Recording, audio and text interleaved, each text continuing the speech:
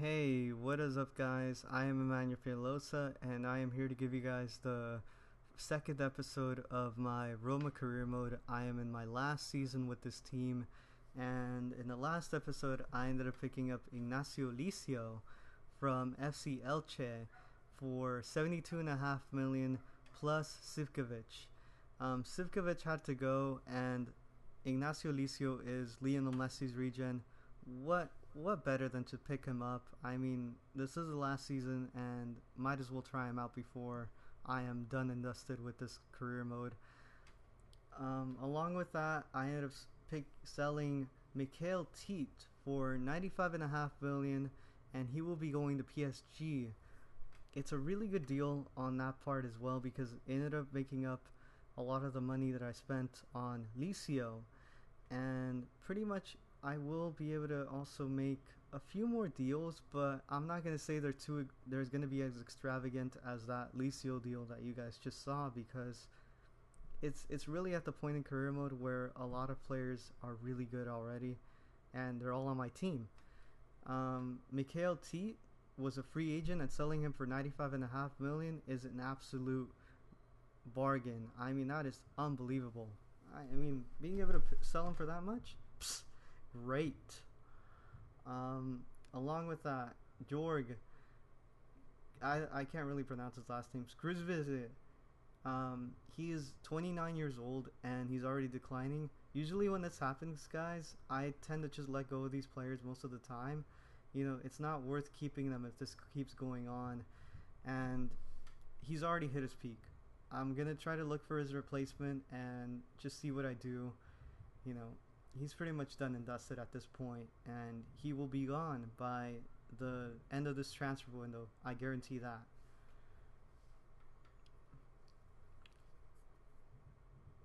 Now, Moraes Guzmao is one of those players that wants a contract extension, and then we have Marcy Nowak here, who I tried to pick up in the last episode. I'm finalizing the deal for him.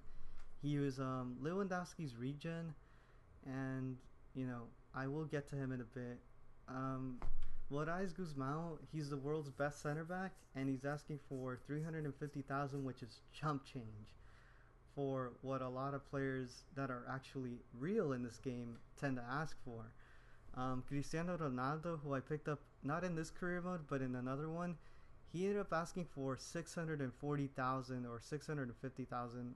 It was a ridiculous number, and that was in wages. That was a lot, and he was way more expensive as well to pick up. It's crazy how you're able to come by these deals sometimes in career mode.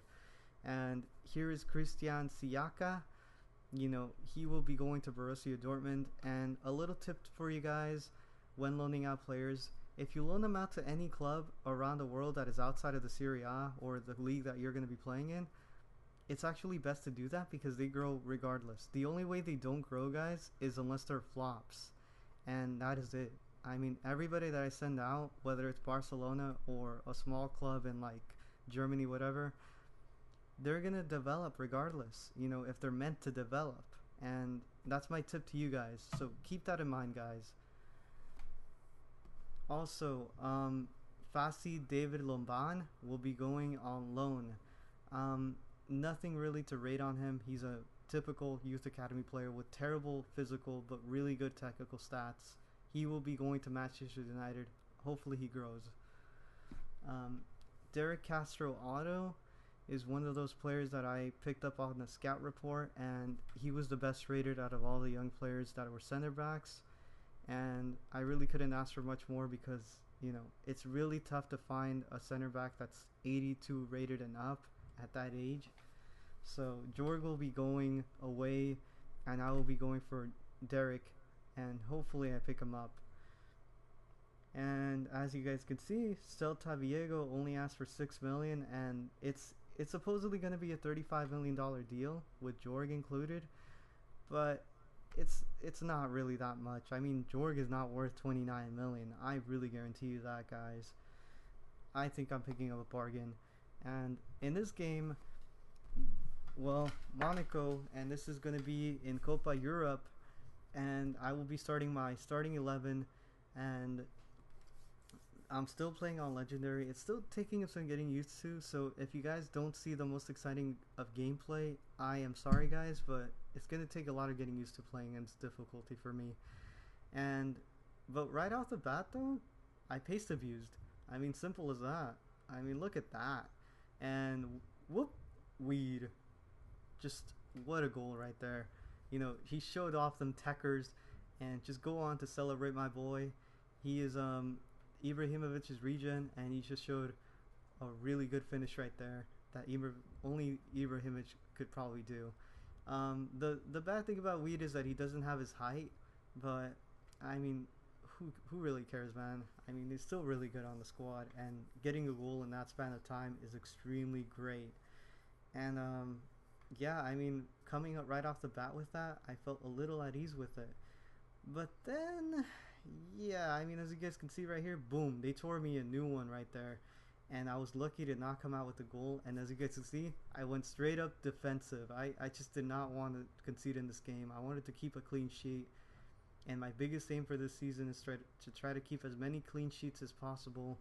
And hopefully I'm able to achieve that this season. Along with that, right in this gameplay as well, you guys see the Elgato started acting up on me. I'm very sorry for this, guys. I didn't notice it until I started taking a look at the computer, because the computer and the television are not side by side, and this ended up happening. And not only that, boom, goal from them when that shit was happening. It's terrible. So yeah, that was Zachariah scoring, by the way. I don't know his last name. It was really glitchy coming off of that, and oh well, doesn't matter though. Marth comes out and scores, and he makes it 2-1 Roma. Marth is also a really good finisher on this team. I really expect him to get a lot of goals this season, and he just showed it right there that he can finish his dinner. You know, he finished us off his dinner, and this is the last attack of the game. And look at that save. Holy shit, man. Best save I've ever seen from a player, getting out off the line, and that was it. I mean, I have to admit, Monaco dominated me in this game. I really had no answers, and it was really terrible for me. I really hope to step it up, and you know, at least I got the win. That's all I can really ask for. And Derek Castro Otto is most likely going to come to the club, and he will be going on a 5-year, $90,000 a week type of deal for sporadic first team player. And you know, he couldn't really ask for much more than that, because he's still young, and a lot of the players that are around him are way better than him. So he's a smart man, and he went for the deal. And Jorg is now gone out of the club. I can't really rate Jorg. He wasn't that great. I've only had him for a season, and he already hit his peak. Pretty damn disappointing for me. And here we are up against Palermo. This will be my second team playing against this, and I'm really gonna just tell you guys up front, a lot of these players are youth academy players, plus a few, you know, players that I picked up from other countries that were just regens or new gens. And this game, man, was frustrating. Holy shit, man. Look at what happens. You know, as you can see, Palermo is keeping possession. You know, they're showing off them skills, and boom, first time hit, and he embarrasses me. You know, I was really disappointed when that went in, and we lost.